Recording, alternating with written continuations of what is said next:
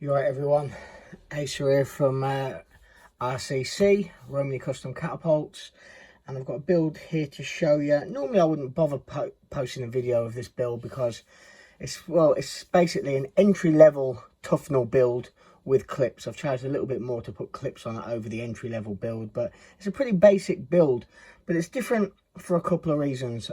I mean, I've always used 10mm Tufnell or 10mm G10 for my entry builds. This is 16mm Tufnell. 16mm is not really a thickness I'd recommend for a normal Velociraptor. I think they're kind of between 12 and 14mm is optimum thickness. But on a Utah, optimum 14 to 16mm, because it's a pinch grip frame. You can get away with a little bit more. And look at the, I'm not going to say grain, it's not grain, is it? Look at the layering, the patterning on this. It looks phenomenal. Because it's an extra 6mm thick, you just get to see a shitload more of it. As you can see, we've got the clips, brown G10 clips on the front. Optic's gone in twisted, which is really annoying, but it doesn't affect the view from this side. The view is exactly as it should be. Perfect, so we're all good. So otherwise, if it had affected the view this side, I'd have took that out and changed it, but it doesn't. It looks perfect this side, so that's all that's needed. Now, the reason why I'm doing this video, not just because it's 16mm, it's because of what I've done on the face. Now, the riv nuts I buy are countersunk riv nuts, normally stainless steel, but believe it or not, there's a shortage of them in this country, so I've gone for steel in this case, a lot cheaper, nearly half price. And they're 12.5mm long. The longest ones I can get, standard is 11.5mm, these are 12.5mm. Now, obviously I countersink them in, and I like the riv nut to come out and into the clip a bit. This means when you put the clip, when you loosen the clip off, it doesn't go all over the shop. Do you know what I mean? It kind of stays locked in place where it needs to be. So it makes it a lot easier tightening up and leveling it up. Plus, you use the riv nuts as a barrier when you put the band in. So yeah, I like the riv nut to go into the clip. It's a very important thing for me, that I've learned over the years. But because this material is 16mm and the riv nuts are 12.5mm, I had to countersink them extremely deep. So deep that you couldn't actually put your thumb on the back to put a little bit of pressure on them. I mean, sometimes they can be a bit deep, the countersinking.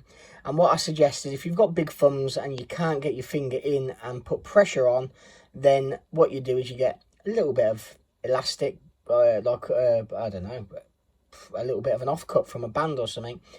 Put it over the hole, put your finger on it, and it just holds it in place. It's not an issue. Do you know what I mean?